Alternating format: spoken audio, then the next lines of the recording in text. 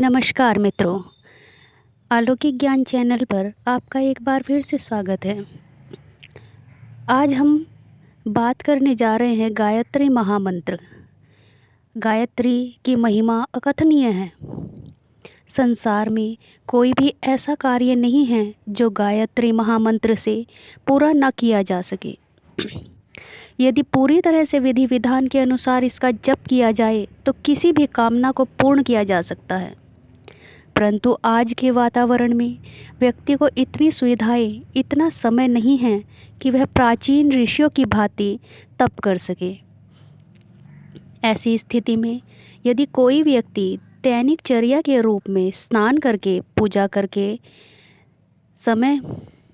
के समय इस महामंत्र का थोड़ी देर तक नियमित रूप से जाप करता रहे, 3 माला, 5 माला, 7 माला या 11 माला, जितना भी संभव हो प्रतिदिन करता रहे, तो उसे गायत्री मंत्र का प्रभाव अवश्य ही देखने को मिल जाएगा। आते हैं विधि पर। इस प्रकार गायत्री विधि के लिए स्नान करके किसी शुद्ध एकांत स्थान में इसका जप करना चाहिए।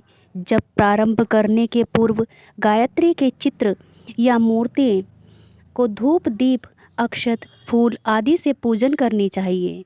पूजा के बाद शिखा में गांठ लगाकर स्थिर चित्त से बैठ जाएं और आचमन करके मंत्र जप शुरू कर दें। जप की गति सामान्य और शब्दों का उच्चारण मौन शुद्ध होना चाहिए। जप समाप्त होने के पश्चात चित्र को प्रणाम करते हुए अपनी गलतियों की क्षमा याचना करना भी आवश्यक होता है। जप के समय माला, आसन का उल्लेख भी जरूरी है। जप के समय आप यदि लाल चंदन की माला लें या फिर रुद्राक्ष की माला से भी कर सकते हैं।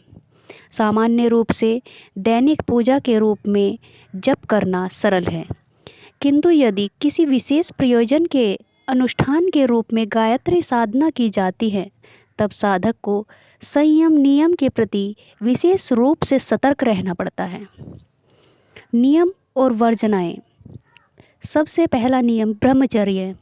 गायत्री साधना के दिनों में साधक को पूर्ण रूपेण ब्रह्मचर्य व्रत का पालन करना आवश्यक होता है।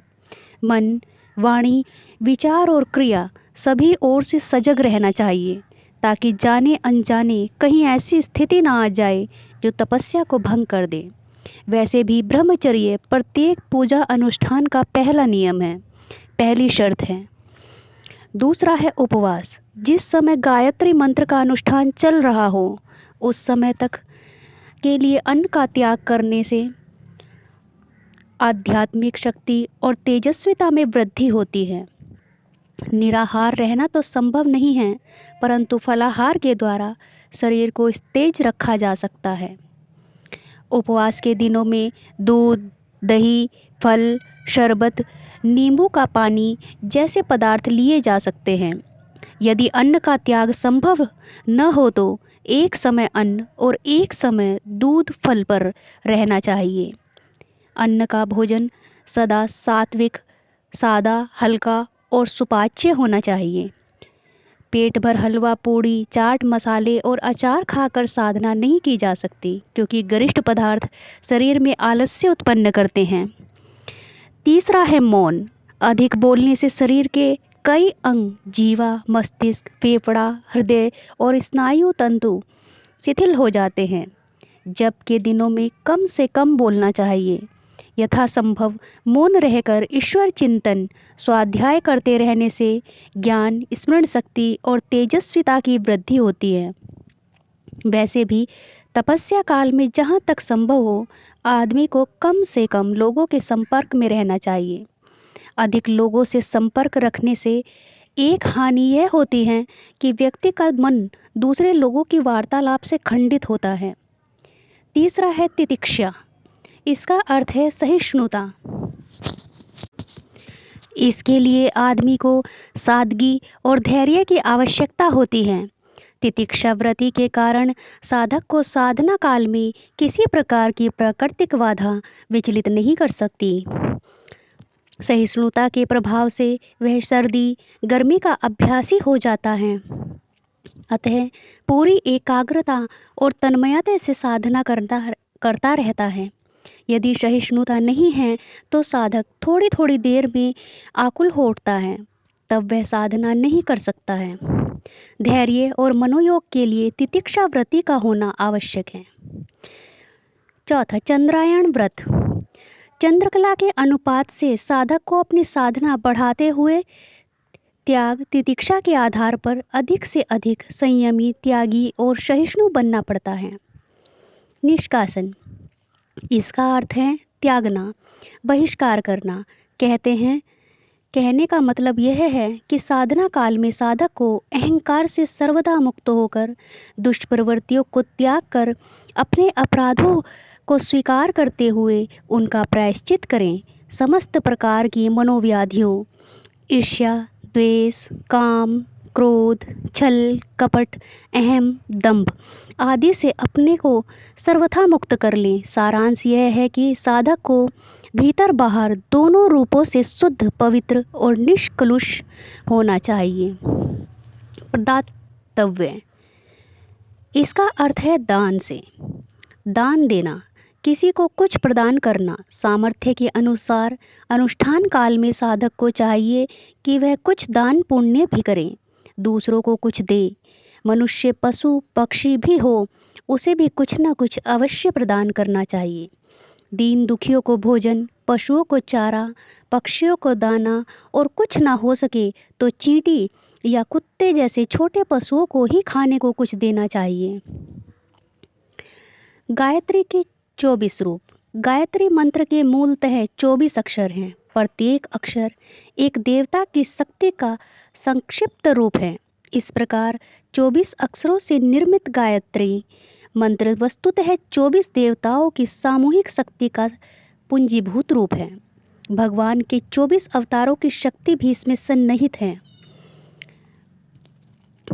गणेश गायत्री, विष्णु गायत्री, शिव गायत्री, ब्रह्म गायत्री, राम गायत्री, कृष्ण गायत्री, इंद्र गायत्री, हनुमान गायत्री, सूर्य गायत्री, चंद्र गायत्री, यम गायत्री, वरुण गायत्री, नारायण गायत्री, नरसिंह गायत्री, दुर्गा गायत्री, लक्ष्मी गायत्री, राधा गायत्री, सीता गायत्री, सरस्वती गायत्री, अग्नि गायत्री, पृथ्वी गायत्री, तुलसी गायत्री, हंस गायत्री, हम ग्रीम गायत्री।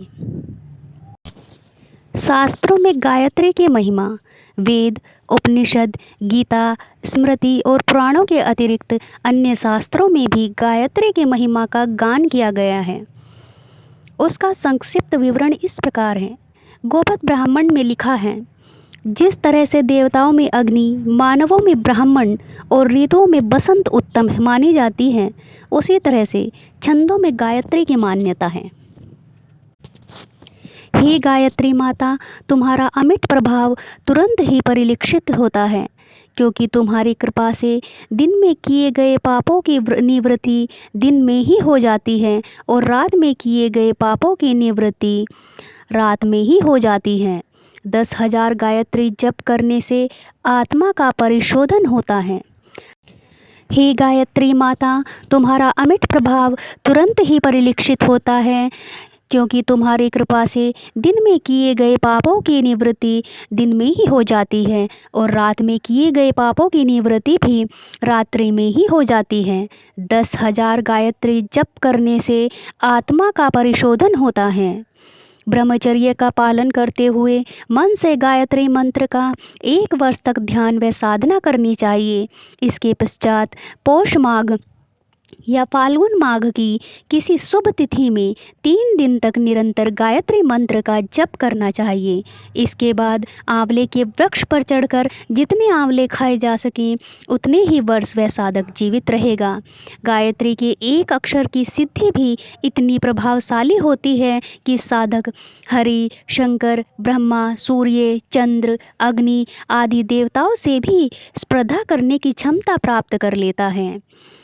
परम अक्षरों से युक्त गायत्री का विद्वान साधक एक बार भी उच्चारण कर ले तो वह शीघ्र ही सिद्धि अर्थात सफलता प्राप्त कर लेता है।